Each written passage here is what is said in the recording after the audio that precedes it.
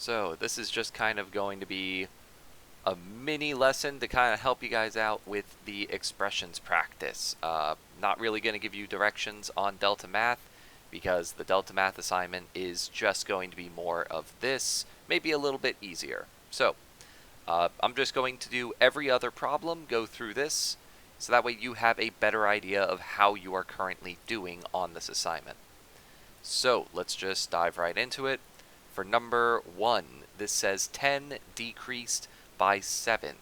So when it says 10 decreased by 7, those are two different puzzle pieces we got to put together. We've got 10 decreased by 7. So we just want to put it together. 10 minus 7. It does not want you to write 3. Okay? If you did write 3 here, that's great and all. That means you've done it correctly, but they don't want you to solve any of these. They just want you to write an expression for these words. That's all that it's asking you to do. Number 3, 17 less than a number. So 17 less, we've done this unit before. What would represent 17 less? Negative 17. And 17 less than a number. I told you guys this yesterday. When it says a number and it didn't tell you what number, that doesn't mean you get to pick a number. That means you need to use a variable to represent an unknown number. That's what you're supposed to do anytime a problem says a number, but it doesn't tell you which number. That's not your chance to make up a number. For number 5, the sum of a number and 6. So a number, we know that's a variable, and 6. Sum, we know that that is addition. Now normally when you see the word sum, you're supposed to put them in parentheses. But since there's nothing else in this problem, we can skip that part. We can just write the sum or the addition of a number and 6. Okay, so x plus 6. You can use any letter there. Try to avoid using the letters O or L. They tend to look too much like the numbers 0 and 1. For number 7, the quotient, that means division, of 44 and a number. So we are doing 44 divided by a number. There are two ways you could write this. You could either write it as 44 and use the old division symbol and then a number, or the better way to write this would be 44 divided by a number and write it with a number on the bottom. That's a better way to write it. It's not wrong either way, both of them are fine, but I would say this one on the right is better. Number 9, 4 times, okay, so we already have like 4 times something, the sum of 15 and 3. So remember what I mentioned back here with number 5, the word sum, normally we want that in parentheses, and this time there's some extra stuff going on. So this time we will put the sum of 15 and 3, meaning 15 plus 3. We are going to put that in parentheses this time. And it's 4 times. So we're going to write 4 times. Technically, you don't really need the multiplication symbol there. Putting a number next to parentheses does mean multiplication. You're not wrong if you put the multiplication symbol there. It's just more work than you needed to do.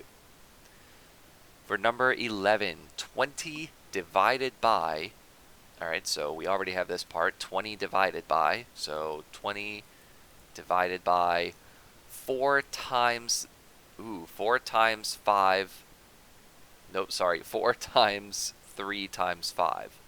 So it's 20 divided by 4 times 3 times 5.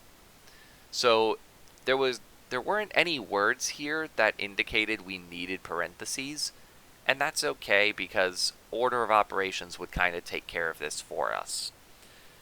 So for this, we could probably go ahead and do 20 divided by 4 times 3 times 5. Or, again, the better way to write this would be 20 divided by 4 times 3 times 5. So either one of those two ways would work. If you put like all three of those dividing 20, I see how you could have done that. So don't mark yourself wrong if you did that. This one wasn't worded the best.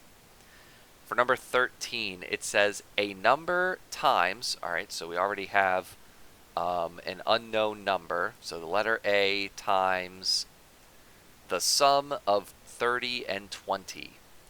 So this is going to be the sum of 30 and 20. We want those in parentheses.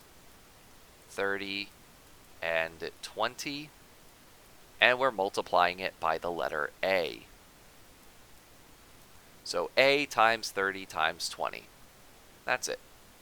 And then number 15, it wants you to underline one time the parts of the expression that are terms. Well, here's a term, here's a term, here's a term. So there are my terms. I'm going to color code the next one. I know it says underline twice. Underline two times the parts of the expression that are sums. Well, 8 plus 6x is a sum, so that's one part. And then also 8 plus 2y, that is also a sum. So this is how I would do number 15. Doesn't want you to solve anything, doesn't want you to do anything. It just wanted you to do that. All right, so that is 1 through 15, all of the odd problems. You can, of course, come back and watch this again and again if you want to see more examples. I'll just do, we'll just say 2 of these. Again, they're not looking for you to solve any of these. These are just looking for you to write an expression. Doesn't want you to solve any of them.